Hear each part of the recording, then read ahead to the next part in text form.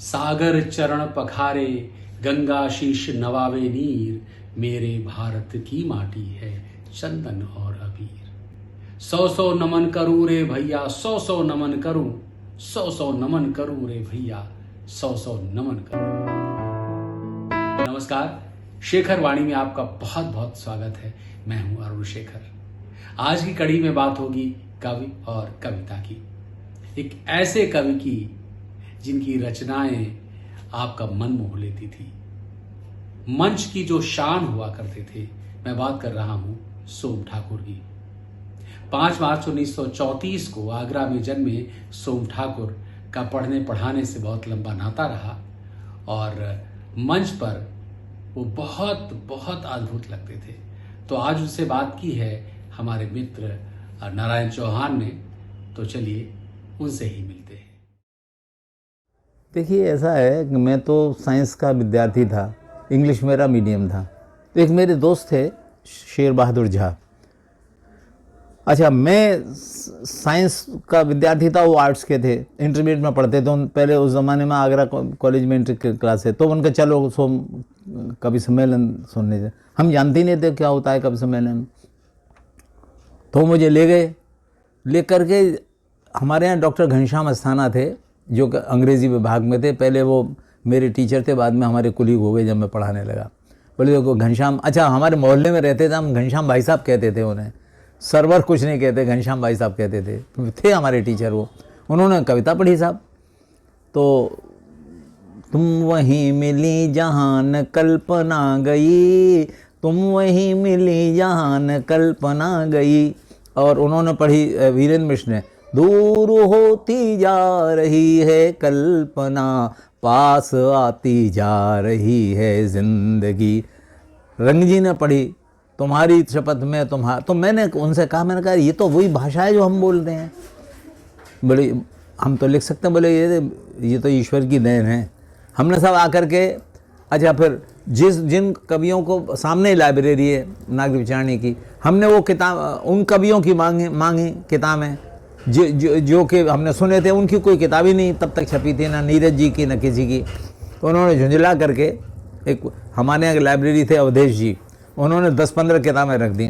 उसमें एक महादेवी वर्मा की थी, यामा थी शायद, या दीपशिखा थी, जिसके अंदर उन्हीं के हाथ के चित्र बनाए हुए थे और उन्हीं के हाथ लेख थे। वो ये अच्छी लगी। अब मैं तो जानता नहीं था, मैं एलिमेंट हिंदी पढ़ी थी मैंने। 4 रुपये का मैं वो लाया शब्दकोश हिंदी का, और मैंने अब उसमें तो सांकेतिक भाषा होती है। फिर मैंने एक कविता लिखी, यातनाएं ये नहीं निर्माण के पल है, निर्वाण के पल। ये सब भाषा जो है महादेवी जी की है। इस तरह से शुरू हो गया। फिर बाद में लोग पसंद करने लगे, कंठ बहुत अच्छा था मेरा, पसंद करने लगे। फिर और कविताएं लिखने लगा। फिर इस तरह से सिलसिला शुरू हो गया। तो आज आप क्या मानते हैं? बिल्कुल, पढ़ना बहुत आवश्यक है। चाहे आप नई कविता न लिखते हो, लेकिन नई कविता का, क्योंकि बहुत सी चीज़ें, बहुत सी अनुभूतियाँ ऐसी होती हैं जिनके अंदर जो कि छंदबद्ध कविता में नहीं आती है। और तो नई पढ़ना सब चाहिए, और फिर उसमें जो आपको श्रेष्ठ लगे उसका अनुसरण करना चाहिए। उनको ये कहना चाहूँगा, खूब अच्छा पहले तो पढ़ें, भाषा में लिखें जो शास्त्रीय भाषा है, और जो कविताएं रिसाइट करने वाली हैं वो बिल्कुल आम फहम भाषा में लिखें। नहीं पढ़ता, ऐसा मैंने फील किया है। बल्कि एक बार तो ऐसा हुआ, एक मेरी कविता थी, दिल्ली रेडियो से प्रकाशित हुई। आपने विविध भारती में एक नाम सुना होगा, लोकिनी शर्मा। उसमें एक रचना थी मेरी, उसमें ये था कि मुझसे बोली टूटे खंडहर की दीवारें, हर एक असुंदरता में भी सुंदरता है। तो वो रेडियो स्टेशन गए, मेरा पता लेकर के आए और मुझे एक चिट्ठी लिखी कि मैं अच्छा, वो बहुत बदसूरत थे, दांत बाहर निकले सब। बोले कि मैं आत्महत्या करना चाहता था, आपकी इस कविता को पढ़ करके मैंने आत्महत्या का। आजकल वो BBC में लोकेंद्र शर्मा है, इसमें है विविध भारती में लोकेंद्र शर्मा के नाम से। तो इस तरह का ये तो बहुत बड़ा असर है। अच्छा, दूसरी मेरी एक कविता है, मेरे भारत की माटी है चंदन और अबीर, 100-100 नमन करूं मैं भैया, 100-100 नमन करूं। ये मैं सेंट जोन्स कॉलेज में पढ़ाता था। तो हमारे यहाँ की लड़कियों ने कहा कि 15 अगस्त की पूर्व संध्या में हम एक नृत्य नाटिका खेलना चाहते हैं, उसके लिए आप एक गीत, उसके लिए लिखा था मैंने।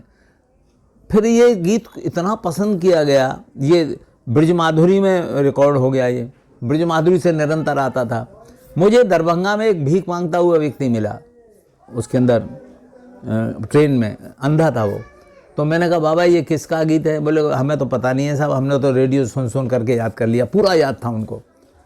तो मैंने कहा ये कम से कम एक आदमी को रोज़ी, मेरे हाथ में उस ज़माने में करीब 40-50 साल पहले की बात है, मेरे हाथ में 50 का नोट था, मैंने उनको दिया और मैंने कहा कि ये मेरा है, बड़ा सौभाग्य, कम से कम एक आदमी को रोटी पानी दे रहा है, खाना दे रहा है।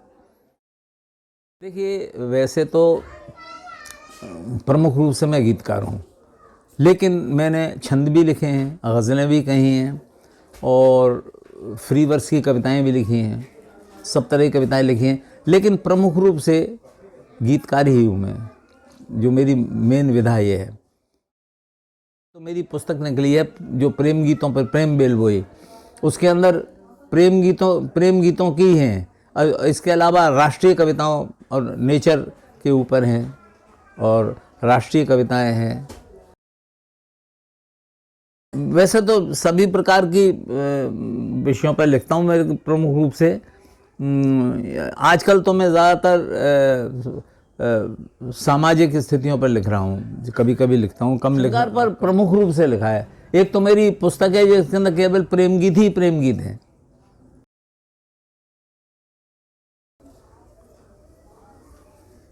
वो है माइक लगा। हाँ, नहीं ठीक, चलो मैं वैसे ही सुना देता हूँ।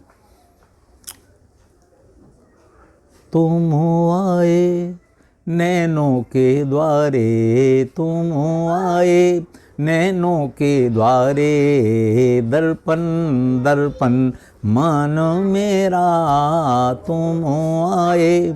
भोर चहके सांझ बहके, रात महके ओ पिया, रात महके ओ पिया। तुम आए गंधों के द्वारे, तुम आए गंधों के द्वारे, चंदन चंदन मन मेरा तुम आए। मेघ डोले पीर घोले, प्यास बोले ओ पिया, प्यास बोले ओ पिया। तुम आए मेघा के द्वारे, तुम आए मेघा के द्वारे, तुम आए मेघा के द्वारे। पावन झूमे संग घूमे, अंग चूमे ओ पिया, अंग चूमे ओ पिया। तुम आए, तुम आए बाहों के द्वारे, बंधन बंधन मन मेरा तुम आए। नैनों के द्वारे, दर्पण दर्पण मन मेरा तुम आए। ये थे कवि सोम ठाकुर। आज भी उनकी आवाज में जो दम है, जो बात है, क्या कहने, आज भी उतने ही सक्रिय हैं। ऐसे कवि, ऐसे रचनाकार हमें हमेशा प्रेरणा देते रहते हैं, इसीलिए हम आपके बीच कुछ नया लाते रहते हैं। अगर आपको ये एपिसोड अच्छा लगा है तो प्लीज़ सब्सक्राइब कीजिए, शेयर कीजिए और कमेंट करके ज़रूर बताइए कि कैसा लगा एपिसोड और क्या देखना चाहते हैं, क्या सुनना चाहते हैं। फिर मुलाकात होगी, तब तक के लिए नमस्कार।